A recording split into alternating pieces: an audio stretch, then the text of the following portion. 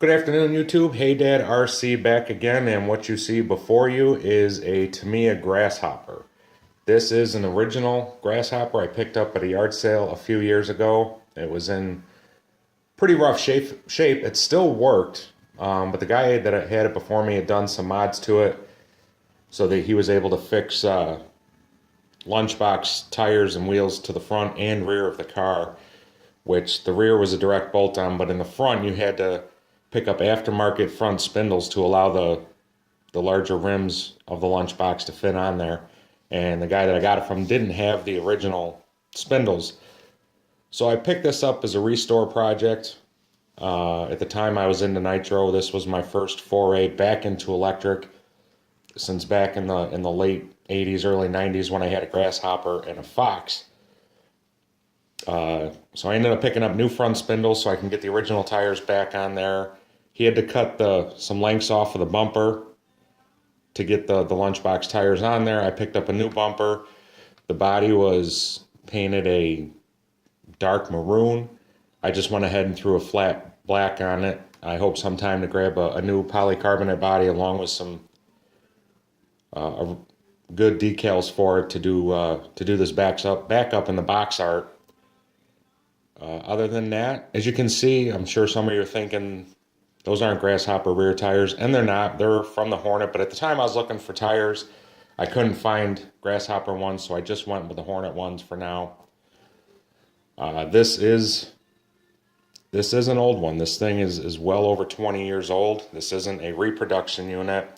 When I got it, I went through, cleaned everything up, took stuff apart, and the Grasshopper has friction dampers, not oil fill shocks, front and rear.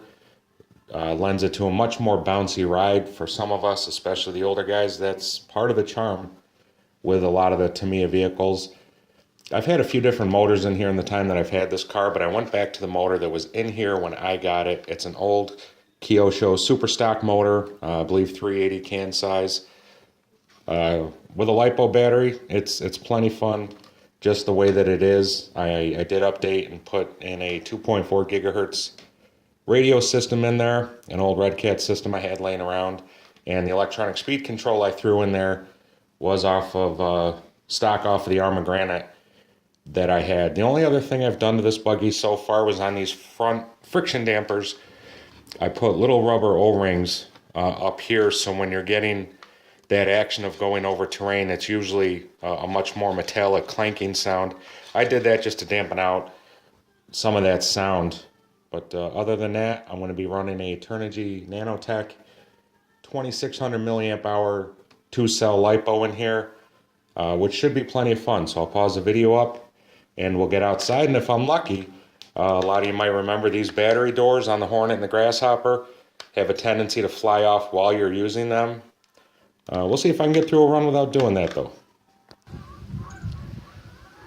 Starting to get a little wet out here, a few raindrops falling, kind of cold and chilly out here. So I'll do a quick run. I'm going to try driving and filming at the same time, holding on to my camera, so hopefully the footage doesn't suck too bad. But vintage Grasshopper, here we go.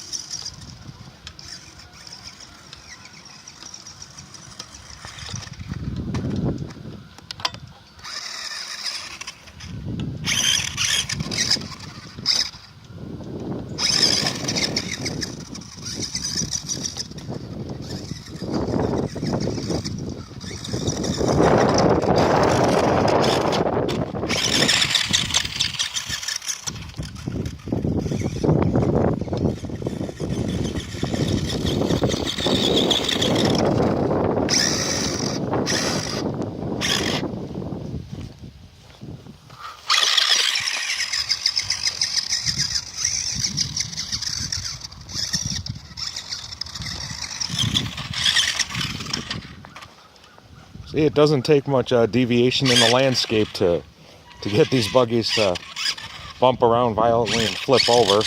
Again, that's part of the charm for me. And imagine back in the day as a kid in the late 80s, this was high tech. There was no LiPo batteries, so They weren't even this fast. But to me, still a whole lot of fun. I love putting these things together. I love running them. I have a few different Tamiya vehicles. I just love them. And because the performance isn't what you would expect, or what a lot of people would expect in an RC of today's standards, you know, a little slower, heavier. I find as long as you don't go too crazy with the power, that they tend to hold up a lot better and a lot longer. Less time on your workbench.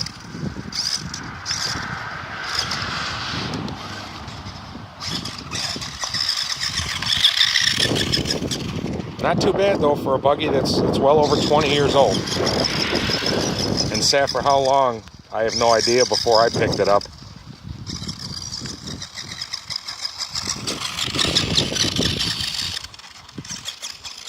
The motor itself too, that's well over 20 years old.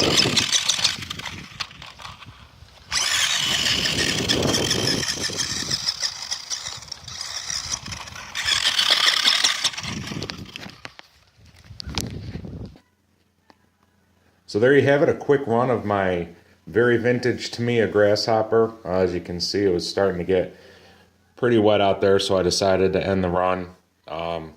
Again, the Tamiya cars are a blast for me. I love them, and maybe if you're looking to get into the hobby and you're kind of mechanically inclined, these kits aren't difficult at all to put together.